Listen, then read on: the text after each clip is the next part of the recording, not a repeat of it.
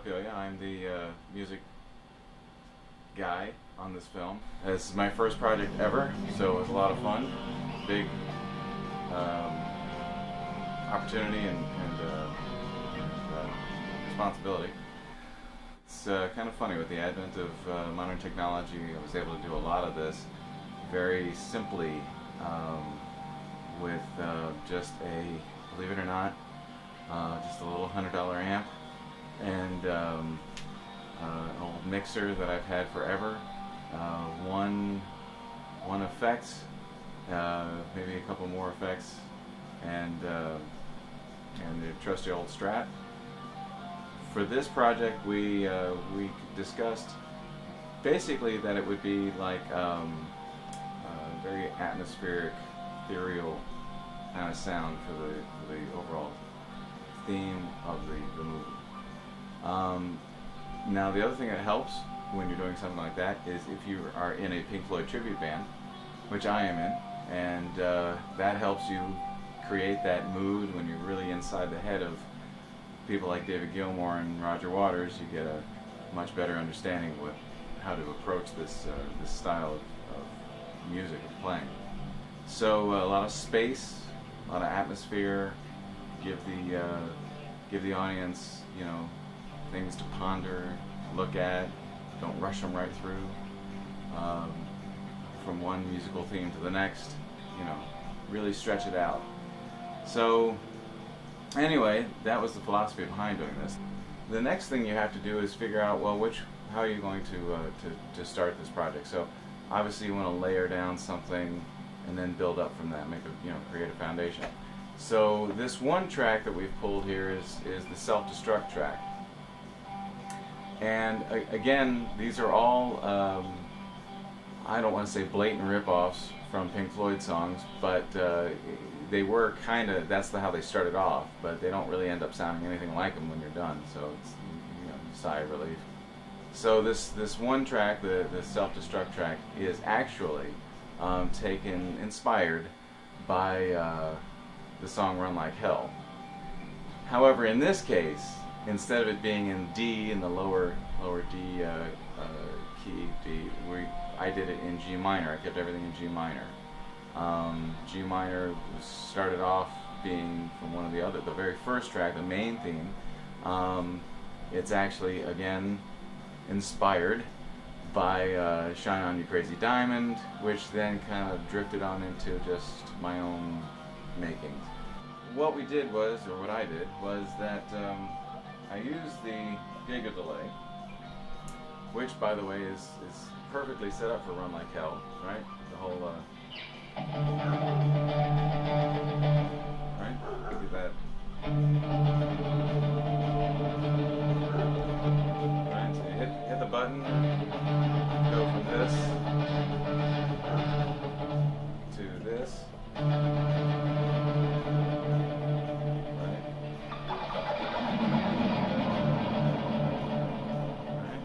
Familiar with that one? Like I said, normally with Run Like Hell I tune down the E string to D, but in this case I'm actually going to start this in G. So what I did was instead of going to D, ended up in G, right? And basically did the same type of lick.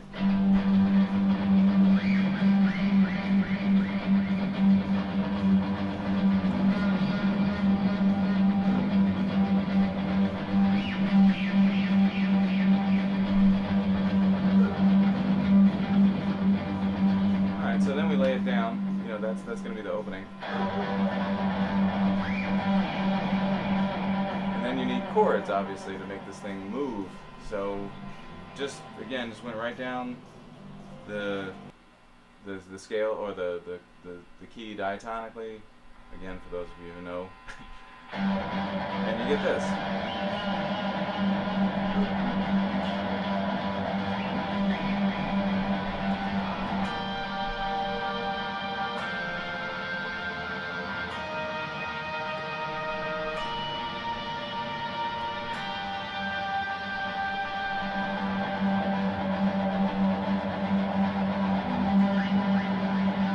repeat it.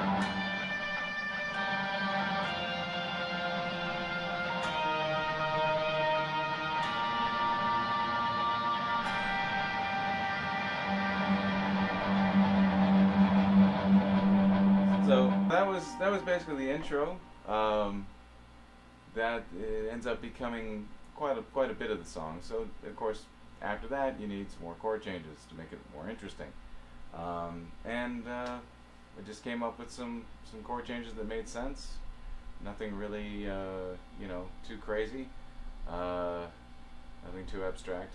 But and then we put the whole thing together. Had a drum machine, so I could record the drum pattern. And just took it from there. Well, fortunately, I've got them all layered out, so we can listen to. I'll play you just the, for instance, just the intro. This is how we build it. We start with that one track. The next track comes in with what I just played.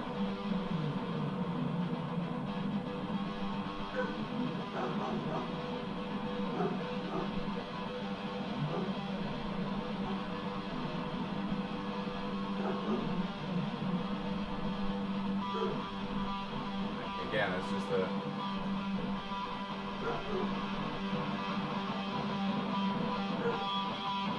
this is going to play out continually. Now, what I also did was I doubled that main guitar thing, so and panned them left and right to make it sound bigger, you know. So again, main theme in the beginning. Now we've got it on both sides in stereo. So it kind of winds it out, gives a, I guess maybe a kind of a surround sound, you know, just a real broad sound. And now I can come over this part.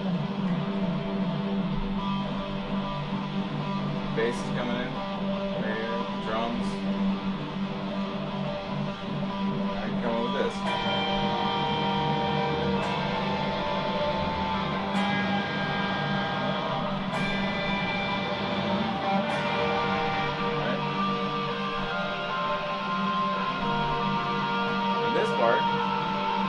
Alright, so after a while you start getting to the point where it's like, oh wow, I can do this, I can put it together with this, and then you just start building and building and building, and at some point you just gotta stop and say, okay, that's enough. So what I did was, that guitar line that I did, the reason why you heard it a second time was because I decided to take it and say, okay, well, you know, wait, I had the stereo thing before with the delay going on, right? Started with that in mono, then decided to double it in stereo. I was thinking, well, why not take the guitar chords, play it in mono, and then double that, so I have it playing here, and then double it on the other channel to play it again, right? So you hear it over here, da, da, bum, bum, bum, bum, bum, bum, bum, bum, right?